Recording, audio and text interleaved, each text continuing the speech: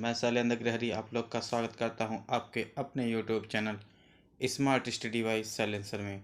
दोस्तों, आज हम लोग देखेंगे हिंदी की प्रीवियस ईयर जो क्वेश्चन है सन 2000 से लेके अभी तक जितने भी एग्ज़ाम हुए हैं TGT, PGT, GIC, LT grade, net GRF, कुल 63 प्रश्न पत्रों को शामिल करके जो प्रीवियस ईयर बना है घटना चक्र का, उसको दोस्तों आज हम लोग देखेंगे।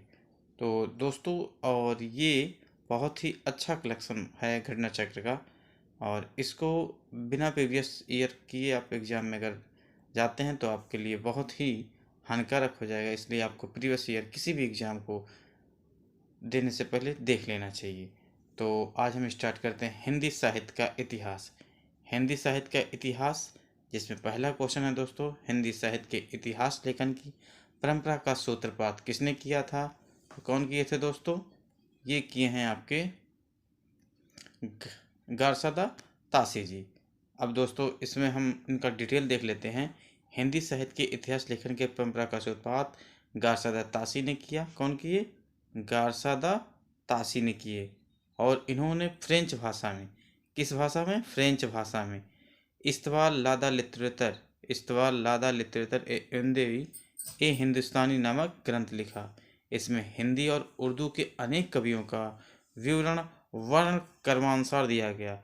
मतलब इसमें हिंदी और उर्दू दोनों कवियों को शामिल किया गया और उनको व्यवस्थित कैसे किया गया?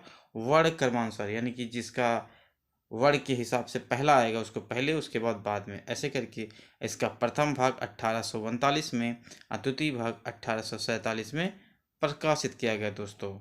इसके बाद अन्य महत्वपूर्ण तथ्य भी है। अन्य महत्वपूर्ण तथ्यों में क्या है दोस्तों? सन 1888 में एशियाटिक सोसाइटी ऑफ बंगाल की पत्रिका के विशेषांक के रूप में जॉर्ज गेसन द्वारा the modern vernacular literature of Hindustan का प्रकाशन हुआ, जो नाम से इतिहास ना होते हुए भी सच्चे अर्थों में हिंदी साहित्य का पहला इतिहास कहा जा सकता है। इसके बाद दोस्तों आता है दूसरा क्वेश्चन। दूसरा क्वेश्चन है हिंदी साहित्य के इतिहास लेखन का सर्वप्रथम प्रयास किसने किया? गारसादा तासी। यानी जो हम ऊपर डिटेल देखे से दोस्तों, उसी से क्वेश्चन बन रहे हैं, देखिए। फिर आता है आपका हिंदी साहित्य के इतिहास के लेखन का सर्वप्रथम किस भाषा में किया गया? फ्रेंच भाषा। हिंदी साहित्य के इतिहास का लेखन सर्वप्रथम फ्रेंच भाषा में किया गया। ये देखिए, नवोदय विद्यालय प्रवक्ता 2014 में पूछा गया था। हिंदी साहित्य के इतिहास लिखने वाले प्रथम लेखक का नाम क्या है दोस्तों? गारसादा तासी। उसके बाद फिर दोस्तों आप लोग का नेक्स्ट क्वेश्चन आता है। नेक्स्ट क्वेश्चन क्या है दोस्तों? नेक्स्ट क्वेश्चन आपका काल क्रमानुसार लिखा गया हिंदी साहित्य का प्रथम इतिहास ग्रंथ है कौन सा? The modern vernacular literature of Hindustan. कालक्रम के अनुसार लिखा गया हिंदी साहित्य का प्रथम इतिहास ग्रंथ है the modern vernacular literature of Hindustan. उसके बाद फिर छठा क्वेश्चन है इस्तवार दाला लिटरेचर एंदुई ए हिंदुस्तानी नामक हिंदी साहित्य के इतिहास ग्रंथ के लेखक का नाम क्या है? गारसादा तासी जी दोस्तों। उसके बाद हिंदी साहित्य का पहला इतिहास किस भाषा में लिखा गया दोस्तों? तो ये फ्रेंच भाषा में लिखा गया दोस्तों। उसके बाद फिर आपका आता है हिंदी का प्रथम व्याकरण लिखने वाले विद्वान हैं जेसुआ कैटलर। हिंदी का प्रथम व्याकरण लिखने वाले विद्वान का नाम क्या है? जेसुआ कैटलर। इसके बारे में पूरा डिटेल देख लेते हैं दोस्तों। जैसे आपका दिया गया है कि हिंदी का प्रथम व्याकरण लिखने वाले विद्वान कौन थे? जेसुआ कैटलर जी। और ये डच पुर्तगाल के थे। ईस्ट इंडिया कंपनी के राजदूत बनकर भारत आए थे। ईस्ट इंडिया कंपनी का राजदूत बन के भारत में आए थे। इन्होंने अपने देशवासियों को भारत में व्यावसायिक सुविधा के दृष्टिकोण से हिंदी का सामान्य ज्ञान कराने के लिए व्याकरण की पुस्तक हिंदुस्तानी ग्रामर लिखी। ठीक है, सन 1715 में के आसपास प्रकाशित हुई। इस ग्रामर की रचना डच भाषा में की गई थी। डॉक्टर ग्रेसन ने अपने ग्रंथ लिंग्विस्टिक सर्वे ऑफ इंडिया में इस पुस्तक का लेखन एवं संक्षिप्त परिचय दिया। सन 1943 में पंडित किशोरीदास वाजपेयी ब्रजभाषा व्याकरण का प्रकाशित हुआ। अच्छा, 1943 में पंडित किशोरी दास वाजपेयी का ब्रजभाषा व्याकरण का प्रकाशन हुआ तथा इसके साथ व्याकरण लेखन में नई चेतना का संचार हुआ दोस्तों। इसके बाद वाजपेयी जी की अच्छी हिंदी का नमूना, क्या अच्छी हिंदी का नमूना 1948 में आया। ब्रजभाषा का प्रथम व्याकरण 1949 में आया। हिंदी निरुक्तकता 1949 में आया दोस्तों। उसके बाद हिंदी साहित्य का शब्दानुशासन 1958 में प्रकाशित हुआ दोस्तों। ये सब रचनाएं पूछी जाती हैं। ये हिंदी शब्दानुशासन बहुत ही इंपॉर्टेंट पूछा था, किसका है, तो किशोरीदास वाजपेयी जी का है। फिर दोस्तों इसके बाद नेक्स्ट क्वेश्चन आता है आपका। नेक्स्ट क्वेश्चन, हिंदी साहित्य के इतिहास को व्यवस्थित रूप देने का श्रेय किसको है? आचार्य रामचंद्र शुक्ल को। हिंदी साहित्य के इतिहास को व्यवस्थित रूप देने का श्रेय किसको है? आचार्य रामचंद्र शुक्ल को। अब देखते हैं डिटेल दोस्तों इनके बारे में। डिटेल है, हिंदी साहित्य के इतिहास को व्यवस्थित रूप देने का श्रेय आचार्य रामचंद्र शुक्ल जी को है। इन्होंने हिंदी साहित्य का इतिहास ये कब आया था? 1929 में लिखा, जो मूलतः नागरी प्रचारणी सभा द्वारा प्रकाशित हिंदी शब्द सागर की भूमिका के रूप में लिखा गया था। किसके रूप में? हिंदी शब्द सागर की भूमिका के रूप में लिखा गया था, जिसे आगे परिवर्धित एवं विस्तृत करके स्वतंत्र पुस्तक रूप दे दिया गया। इसके बाद दोस्तों फिर अन्य महत्वपूर्ण है शिव सिंह सरोज 1883। ऐसा भी पूछा था कि सिंह सरोज कब लिखा गया था? 1883। मैचिंग में दे देता है। में लगभग 1 सहस्त्र भाषा कवियों का जीवन चरित्र उनकी कविताओं के उदाहरण सहित प्रस्तुत करने का प्रयास किया गया है। यह शिव सिंह सेंगर द्वारा कृति है। शिव सिंह सरोज कौन लिखे थे? शिव सिंह सेंगर। कब? 1883 ईस्वी में। इसमें क्या है? 1 सहस्त्र भाषा कवियों का जीवन चरित्र तथा उनकी कविताओं के उदाहरण सहित प्रस्तुत करने का प्रयास किया गया है। फिर आते हैं दोस्तों, नेक्स्ट क्वेश्चन है, रामचंद्र शुक्ल का हिंदी साहित्य के इतिहास। रामचंद्र शुक्ल का हिंदी साहित्य का इतिहास मूलतः किस आकृति की भूमिका के रूप में लिखा गया था? तो हिंदी शब्द सागर की भूमिका के रूप में दोस्तों लिखा गया था। आचार्य रामचंद्र शुक्ल द्वारा रचित हिंदी साहित्य का इतिहास का प्रकाशन वर्ष कब है? 1929 में है दोस्तों। देखिए पीजीटी में पूछा गया है। फिर इनमें से कौन सी रचना है जिसे मूलतः हिंदी शब्द सागर की भूमिका के रूप में लिखा गया था, किंतु बाद में उसे स्वतंत्र ग्रंथ ही बना दिया गया? इसको किसको बना दिया गया दोस्तों? रामचंद्र शुक्ल कृति हिंदी साहित्य का इतिहास। रामचंद्र शुक्ल कृति मतलब रामचंद्र शुक्ल द्वारा लिखा गया हिंदी साहित्य का इतिहास पहले क्या था? हिंदी शब्द सागर की भूमिका के रूप में लिखा गया था, लेकिन बाद में चल के इसको एक स्वतंत्र ग्रंथ ही बना दी गई दोस्तों। इसके बाद दोस्तों फिर नेक्स्ट क्वेश्चन आता है आपका कि आंग्ल भाषा में लिखा गया हिंदी साहित्य का इतिहास sketch of the Hindi literature के लेखक कौन है? पादरी एडविन ग्रीव्स। कौन सा? आंग्ल भाषा में लिखा गया हिंदी साहित्य का इतिहास स्केच ऑफ हिंदी लिटरेचर के लेखक कौन है? पादरी एडिसन ग्रीव्स। अब देखिए, अब इसके बारे में डिटेल देख लेते हैं दोस्तों। क्या है?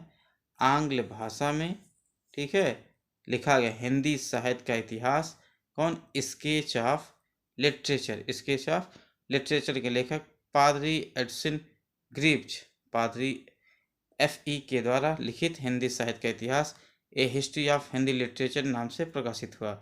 The modern vernacular literature of Hindustan के लेखक the modern vernacular literature of Hindustan के लेखक कौन है? जॉर्ज ग्रियर्सन है दोस्तों। इसके बाद फिर दोस्तों आपको नेक्स्ट क्वेश्चन आता है, जॉर्ज ग्रियर्सन कृत the modern vernacular literature Grierson कृत the modern vernacular literature of Hindustan का हिंदी अनुवाद किसने किया? ये किशोरी लाल गुप्ता ने किया।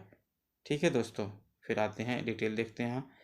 कह रहा कि ग्रियर्सन द्वारा रचित क्या? The modern vernacular literature of Hindustan का हिंदी में अनुवाद कौन किए थे? डॉक्टर किशोरी लाल गुप्त ने हिंदी साहित्य का इतिहास के नाम से किया। ठीक है, ग्रियर्सन द्वारा रचित, ग्रियर्सन ने क्या लिखे थे? The modern vernacular literature of Hindustan का हिंदी में अनुवाद डॉक्टर किशोरी लाल गुप्त ने किया। उनका नाम क्या दिए फिर? हिंदी साहित्य का इतिहास। अन्य महत्वपूर्ण कि किशोरी लाल गुप्त का जन्म 1916 ईस्वी में उत्तर प्रदेश के भदोही में हुआ। ये पंडित विश्वनाथ प्रसाद मिश्र के प्रमुख शिष्यों में एक थे। इसके बाद दोस्त आता है गुप्त जी को क्या कहा जाता था? सिंधु गौरव के नाम से सम्मानित किया गया। गुप्त जी को सिंधु गौरव के नाम से सम्मानित किया गया था। गुप्त जी की कृति हिंदी साहित्य का प्रथम इतिहास। गुप्त जी की कृति क्या? हिंदी साहित्य का प्रथम इतिहास हिंदी प्रचारक संस्थान वाराणसी से प्रकाशित हुई। अब किशोरी लाल गुप्त की अंतिम प्रकाशित कृति सूरसागर का टीका 4 खंड में। किशोरी लाल गुप्त की अंतिम प्रकाशित कृति कौन सी है? सूरसागर की टीका। सूरसागर की टीका कितने खंड में है? 4 खंड में दोस्तों हैं। उसके बाद आता है the modern vernacular literature of Hindustan. The modern vernacular literature of Hindustan Hindi साहित्य के इतिहास ग्रंथ लेखकों का नाम है जॉर्ज ग्रियर्सन। यानी the modern vernacular literature of Hindustan Hindi साहित्य के इतिहास ग्रंथ के लेखक का नाम क्या है? जॉर्ज ग्रियर्सन है दोस्तों।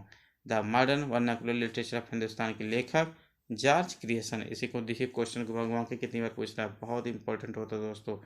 अब देखिए डॉक्टर किशोरी लाल गुप्त ने इनमें से किस ग्रंथि का हिंदी अनुवाद हिंदी साहित्य का प्रथम इतिहास शीर्षक से किया है? The modern vernacular literature of Hindustan. देखिए डॉक्टर किशोरीलाल गुप्त ने किस ग्रंथ का हिंदी अनुवाद हिंदी साहित्य का प्रथम इतिहास, ठीक है दोस्तों, क्या हिंदी साहित्य का प्रथम इतिहास शीर्षक से किया है? कौन से किया है? The modern vernacular literature of Hindustan दोस्तों। इसके बाद फिर आपका आता है इनमें से किस साहित्य इतिहास ग्रंथ को किशोरीलाल गुप्त ने हिंदी साहित्य का प्रथम इतिहास नाम से अनुवाद किया गया? को the modern vernacular literature of Hindustan. देखिए अलग अलग एग्जामों में अलग अलग रूप से घुमा के पूछा जा रहा है और इसीलिए प्रीवियस ईयर को पढ़ के जाना बहुत ही जरूरी होता है। किस लेखक के इतिहास ग्रंथ में सर्वप्रथम हिंदी साहित्य का काल विभाजन मिलता है? जॉर्ज ग्रियर्सन के काल में, ठीक है। यानी अब देखिए हिंदी साहित्य कह रहा है कि हिंदी साहित्य के इतिहास का काल विभाजन करने वाले प्रथम इतिहासकार कौन हैं? जॉर्ज ग्रियर्सन जी हैं। इन्होंने आदिकाल की अंतिम सीमा 1400 ईस्वी तक मानी है। उसके बाद दोस्तों फिर आता है हिंदी किस साहित्य इतिहासकार के लेखक में किस साहित्य ऐतिहासिक के लेखक काल विभाजन में कवियों का नाम सर्वाधिक उपयोग हुआ है? मिश्र बंधु। कह रहा है हिंदी साहित्य इतिहास की परंपरा में मिश्र बंधुओं ने अपनी कृति मिश्र बंधु विनोद में लगभग 5000 कवियों का स्थान दिया है, ठीक है। मिश्र बंधु विनोद में लगभग 5000 कवियों का क्या दिए हैं? स्थान दिए हैं 5000 का, और जिनमें से जिसे 8 से भी अधिक कालखंडों में विभक्त किया गया। इस प्रकार मिश्र बंधुओं ने काल विभाजन में सर्वाधिक कवियों का उल्लेख किया है, ठीक है दोस्तों। उसके बाद फिर आपका आता है दोस्तों, आपका नेक्स्ट क्वेश्चन हो जाता है कि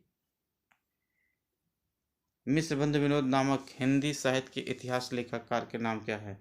मिश्र बंधु विनोद नामक हिंदी साहित्य के इतिहास लेखकों के नाम क्या है? गणेश बिहारी, श्याम बिहारी मिश्र, सुखदेव बिहारी मिश्र। यानी गणेश बिहारी मिश्र, श्याम बिहारी मिश्र और सुखदेव बिहारी मिश्र। ये सब क्रम में ऐसे दोस्तों याद करना होता है। देखिए कितना नज़दीकी ऑप्शन दिया गया है। फिर मिश्र बंधु विनोद नामक हिंदी साहित्य के इतिहास लेखकों का नाम, ठीक है दोस्तों। कह रहा है कि मिश्र बंधु विनोद नामक हिंदी साहित्य के इतिहास लेखकों के नाम गणेश बिहारी, श्याम बिहारी, सुखदेव बिहारी हैं। मिश्र बंधु विनोद के 4 भाग थे। प्रथम 3 भागों का प्रकाशन सन 1913 ईस्वी में किया गया, जबकि चौथा भाग 1934 में प्रकाशित हुआ। मिश्र बंधु विनोद के नाम से 3 भागों मिश्र बंधु विनोद के प्रथम 3 भागों को हिंदी नवरत्न के नाम से प्रकाशित किया। कितने भागों में? 3 भागों में हिंदी नवरत्न के नाम से प्रकाशित किया।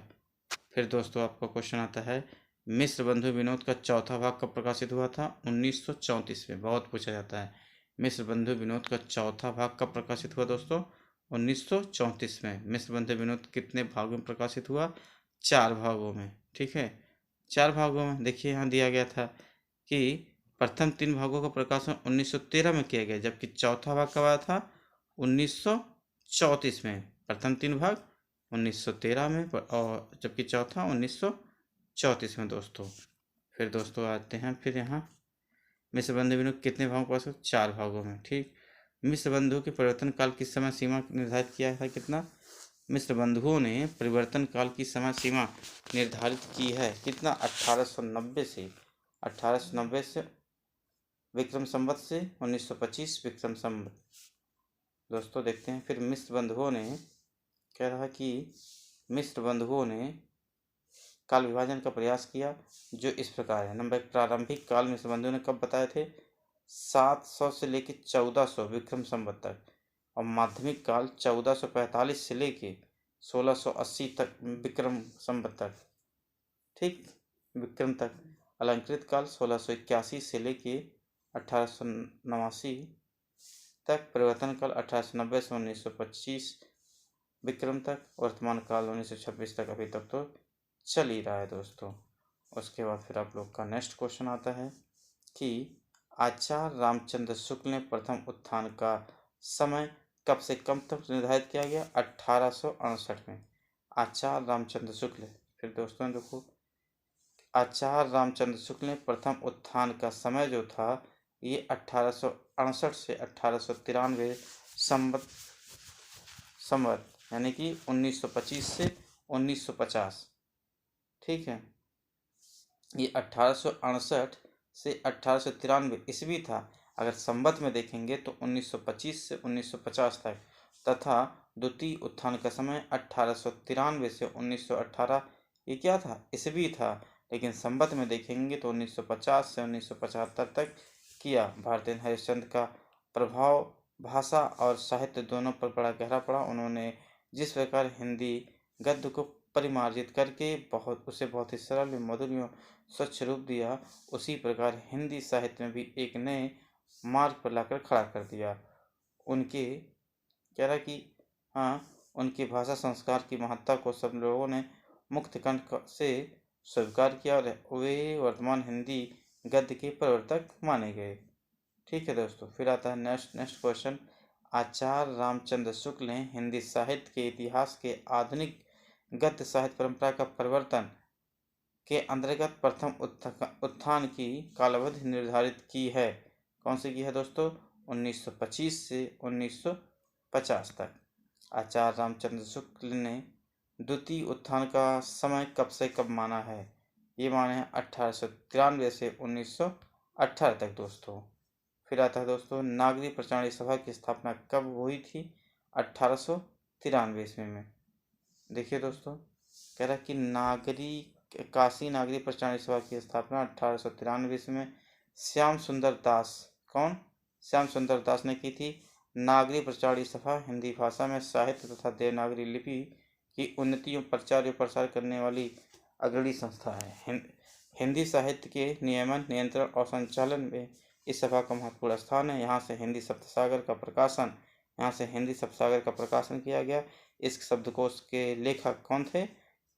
श्याम सुंदर दास थे। श्याम सुंदर दास थे दोस्तों। फिर इसके बाद आता है दोस्तों,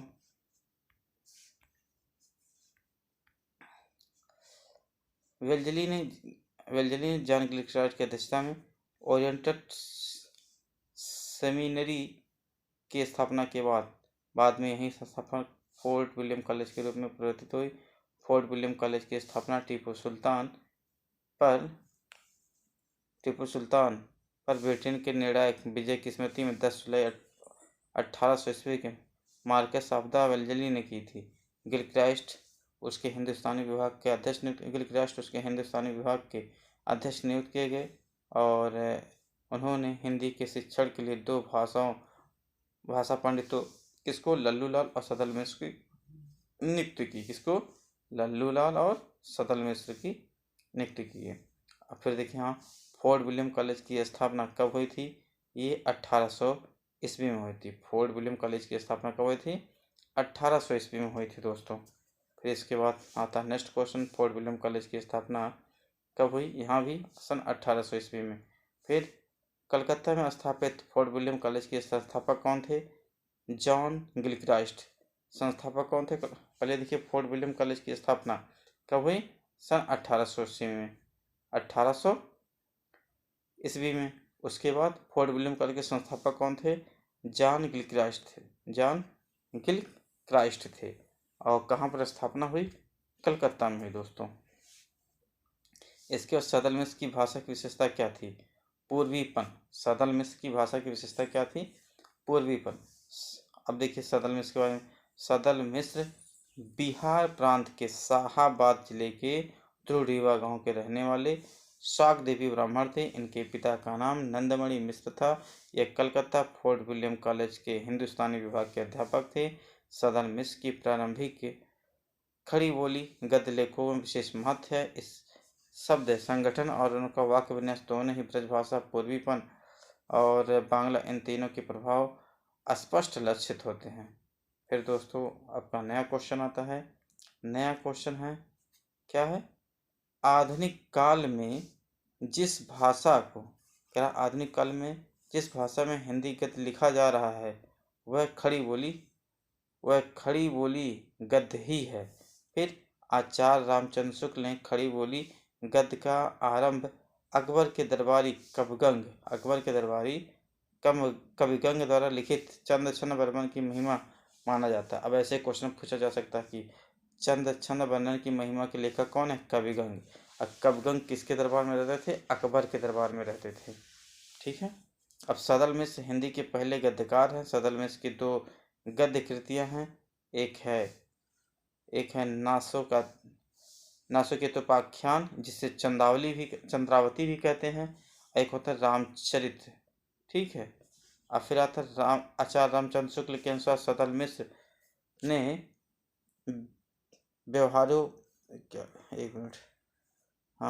व्यवहारोपयोगी भाषाओं लिखने का प्रयत्न किया है। श्याम सुंदर दास ने तत्कालीन गद्य लेखकों में इंसान अल्लाह खां के बाद दूसरा स्थान सदल मिश्र का ही स्वीकार किया गया है। लल्लू लाल की रचना क्या थी? प्रेम सागर में ब्रजभाषा का प्रभाव दृष्टिगोचर हुआ तथा शैली आख्यात्मक है। मुंशी सदा सुखलाल की रचना सुख सागर एक धार्मिक ग्रंथ है। इस भाषा पर पंडिताओपन्य फारसी का प्रभाव है। और इंशाअल्लाह खां की रचना रानी केतकी की कहानी है। क्या है? रानी केतकी की कहानी है, जिसे उदयभान चरित्र भी कहा जाता है। इस भाषा पर उर्दू, अरबी, फारसी का प्रभाव है।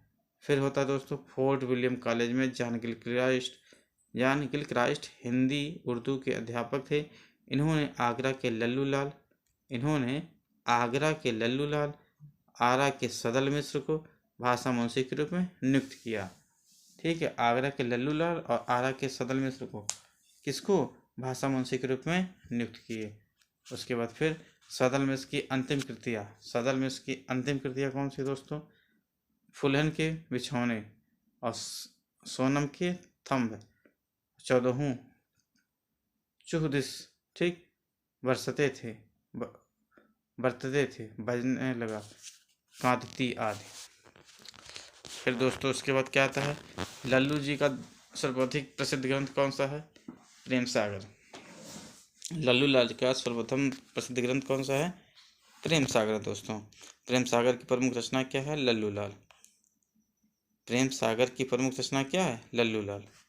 फिर दोस्तों अब आता है नेक्स्ट क्वेश्चन आपका है कि रानी केतकी की कहानी के लेखक कौन है? ये हैं इंशाअल्लाह खां। रानी केतकी की कहानी के लेखक इंशाअल्लाह खां जी हैं। रानी केतकी की कहानी के रचनाकार हैं। ये कौन है? इंशाअल्लाह खां है। रानी केतकी की कहानी के रचनाकार इंशाअल्लाह खां है। फिर निम्नलिखित में कौन फोर्ट विलियम कॉलेज यानी कलकत्ता में हिंदी के अध्यापक थे? ये सदल मिश्र थे। निम्नलिखित। ठीक है दोस्तों। उसके बाद फिर आता है फोर्ट विलियम कॉलेज यानी कलकत्ता में हिंदी के अध्यापक कौन थे? सदल मिश्र जी थे। इनमें से कौन कलकत्ता के फोर्ट विलियम कॉलेज से संबंधित हैं दोस्तों? कौन? इन लल्लू लाल जी। कलकत्ता के फोर्ट विलियम कॉलेज से संबंध कौन थे? लल्लू लाल जी हैं दोस्तों।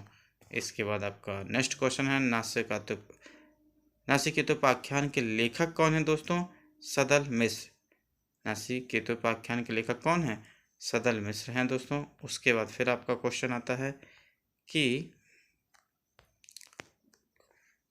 नासिकेतोपाख्यान के लेखक सदल मिश्र। देखिए वही क्वेश्चन बार बार घुमा के पूछा जा रहा है, तो कहने का मतलब है आप प्रीवियस ईयर पढ़ते रहिए, फिर क्योंकि इसी से क्वेश्चन को इधर उधर करके पूछा जाता है। इनमें से सदलमेश की रचना कौन सी है? नासिकेतोपाख्यान सदलमेश की रचना है। उदयभान चरित के लेखक कौन है? इंसान अल्लाह खां जी हैं। उदयभान चरित के लेखक इंसान अल्लाह खां। सुखसागर की रचना किसने की थी? ये सदासुखलाल ने। सदासुखलाल ने सुखसागर की रचना की। सुखसागर का विषय क्या है? विष्णु पुराण के उपदेशात्मक प्रसंग इसमें है। सुखसागर का विषय क्या है? विष्णु पुराण के उपदेशात्मक प्रसंग है। ये पीजीटी में पूछा गया है। अब देखिए दोस्तों, अब इसके बारे में थोड़ा सा हम लोग डिटेल देखते हैं, क्योंकि डिटेल को इग्नोर नहीं कर सकते हैं, क्योंकि क्वेश्चन यहाँ से भी बनते हैं दोस्तों।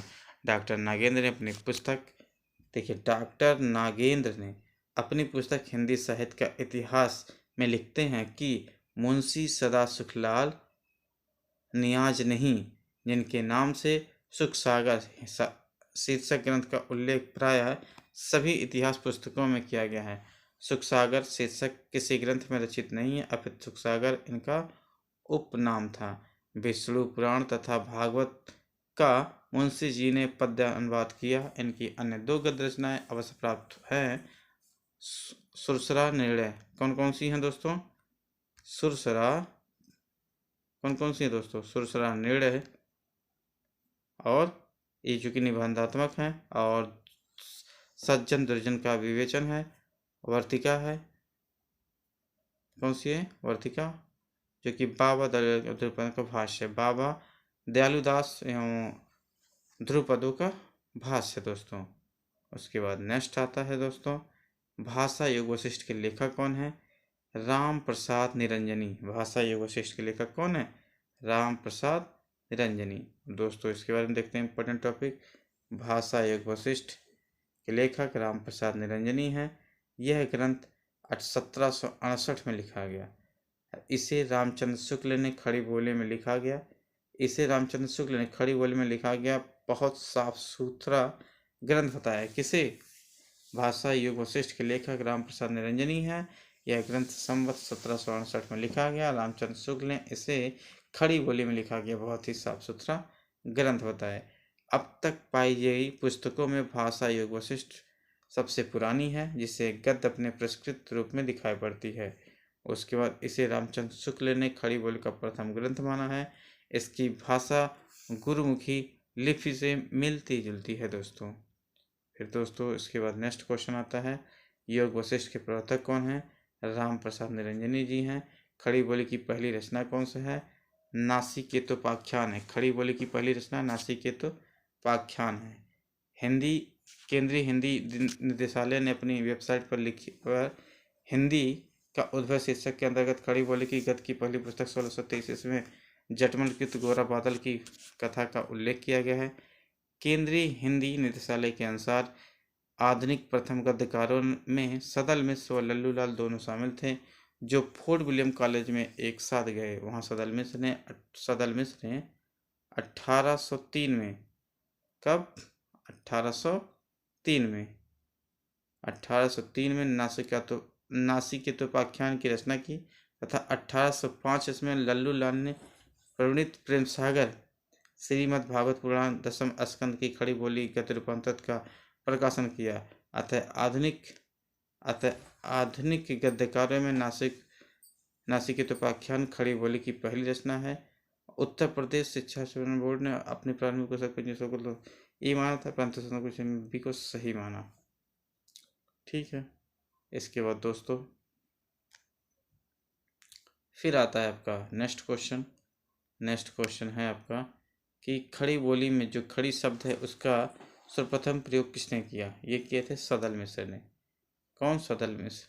अब देखिए दोस्तों, नरेंद्र कोहली ने अपनी पुस्तक व्यंग्य गाथा में लिखा है कि पंडित लल्लू लाल जी ने खड़ी बोली में गद्य लेखन किए।